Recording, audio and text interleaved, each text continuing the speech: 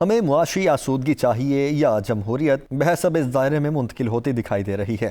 سوال کو اس طرح پیش کیا جاتا ہے جیسے ہمارے لیے دو میں سے کسی ایک کا انتخاب ناگزیر ہے۔ اگر ہم معاشی ترقی چاہتے ہیں تو جمہوریت کو کچھ وقت کے لیے بھول جانا ہوگا۔ یہ اسی طرح کا سوال ہے کہ مذہب چاہیے یا سائنس۔ گویا سائنسی تحقیق کے عمل کو ماننا ہے تو مذہب کا انکار لازم ہے۔ ایک مذہبی ذہن سائنسی نہیں ہو سکتا۔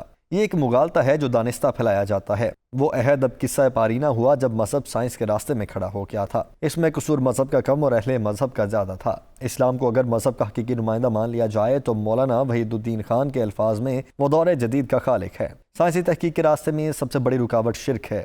چاند سورج جیسے مظاہر قدرت کی پرستش نے ان کی تسخیر اور ان تک رسائی کا راستہ بند کر دیا تھا۔ اسلام نے بتایا کہ یہ مظاہرے قوانین خداوندی کے پابند ہیں۔ ان میں الوہیت تلاش کرنا جہالت ہے، چیچہ کسی دیوتا کی ناراضی کا نتیجہ نہیں ہے۔ آج مذہب اور سائنس کی صفوں میں چند کم فہم ہی باقی ہیں جو دونوں کو باہم متصادم قرار دیتے ہیں۔ سیاسیات میں بھی اب اس خیال کے لیے کوئی جگہ نہیں کہ سیاسی استحکام مضبوط ریاست ہی میں آ سکتا ہے، اور یہ مضبوطی اسی وقت قائم ہوتی ہے جب ریاست کے معاملات آہنی ہاتھوں میں ہوں، قانون سازی اور اس کا نفاذ کسی فرد واحد کو دے دیا جائے۔ دور جدید نے بتایا ہے کہ ریاست اسی وقت مضبوط ہوتی ہے جب حکومتوں کو عوام کا اعتماد حاصل ہوتا ہے۔ آہنی ہاتھوں سے صرف جبر پیدا ہوتا ہے، استحکام نہیں۔ عادل بادشاہ طرز کی کہانیاں اس وقت لکھی گئیں جب بادشاہت ہی حکومت کی واحد صورت تھی۔ لوگ ظالم اور عادل بادشاہ میں فرق کرتے تھے۔ ظالم بادشاہ سے نجات کا مطلب کسی عادل بادشاہ کی حکمرانی تھی۔ اس میں شبہ نہیں کہ عدل ہی اعتماد پیدا کرتا ہے، لیکن تاریخ نے بتایا کہ فرد واحد کی نسبت اجتماع میں عدل دینے کی صلاحیت زیادہ ہوتی ہے۔ مطلق اقتدار کسی انسان کے ہاتھ میں دے دیا جائے تو اس سے اس بات کا پورا امکان ہوتا ہے کہ وہ خود کو خیر کا منبع سمجھ لے۔ تاریخ اسی کی تائید کرتی ہے، اس لیے دنیا میں جمہوریت آئی۔ آج انسان طویل تہذیبی سفر طے کر چکا ہے، اب رجعت قہرکری ممکن نہیں۔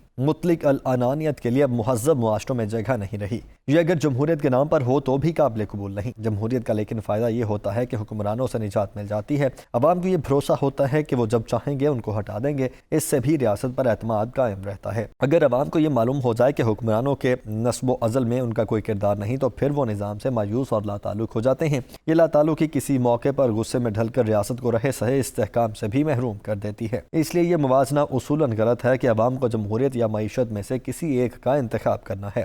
اگر آمریت یا معیشت میں سے کسی ایک کے انتخابات کا کہا جائے تو اس میں وزن ہے کہ دونوں کا ساتھ چلنا مشکل ہو جاتا ہے، بالخصوص اگر آمریت میں ظلم بھی شامل ہو جائے۔ لوگ ضیاء الحق صاحب اور پرویز مشرف صاحب کے ادوار کا ذکر کرتے ہیں کہ تب پاکستان معاشی طور پر خوشحال تھا۔ اس طرح ایوب خان صاحب کا عہد بھی، اس سے معیشت کو آمریت سے جوڑا جاتا ہے۔ یہ مقدمہ درست نہیں۔ ان ادوار میں معاشی خوشحالی حکومت کی کسی پالیسی کا نتیجہ نہیں تھی، بلکہ امریکی ڈالرز کی فراوانی کے دم سے تھی جو اس خطے میں امریکی مفادات کے پیش نظر پاکستان کو دیے گئے۔ اس مقدمے کو مضبوط بنانے کے لیے کرپشن کو بھی جمہوریت سے جوڑا جاتا ہے۔ یہ بھی خلاف واقعہ ہے۔ کرپشن کا تقابل بھی بتاتا ہے کہ سیاستدان اس دور میں دوسروں سے بہت پیچھے ہیں۔ جمہوریت میں کرپشن کے خلاف دو طرح کا احتساب ہوتا ہے، ایک قانونی اور دوسرا عوامی۔ عدالتوں پر اثر انداز ہوا جا سکتا ہے مگر عوام کی آنکھوں پر پٹی باندھنا عام طور پر مشکل ہوتا ہے۔ اس لیے کرپشن کے خاتمے کے لیے بھی جمہوریت بہتر نظام ہے۔ یہ ایک اصولی بات ہے، لیکن پاکستان کا مخمصہ یہ ہے کہ یہاں جمہوریت کو کچھ عوارض لاحق ہو گئے ہیں۔ اس بیمار جمہوریت کی وجہ سے ہمارے ہاں ایسے جمہوری ادوار بھی آئے جب نہ صرف عوامی مسائل حل نہ ہوئے بلکہ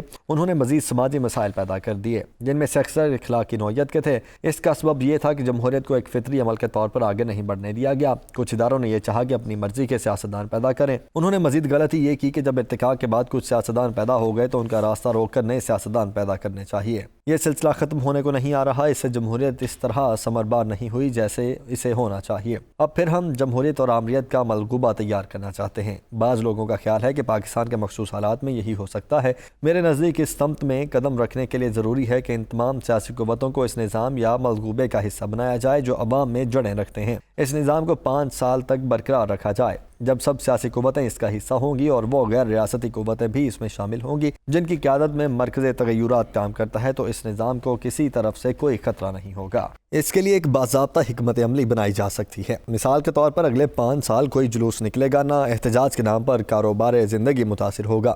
میڈیا آزاد ہوگا، جس نے جو بات کہنی ہے اسے آزادی ہوگی۔ اسی طرح شہروں میں ہائیڈ پارک کی طرح کی مخصوص جگہ ہوں گی جہاں جلسہ کیا جا سکے گا۔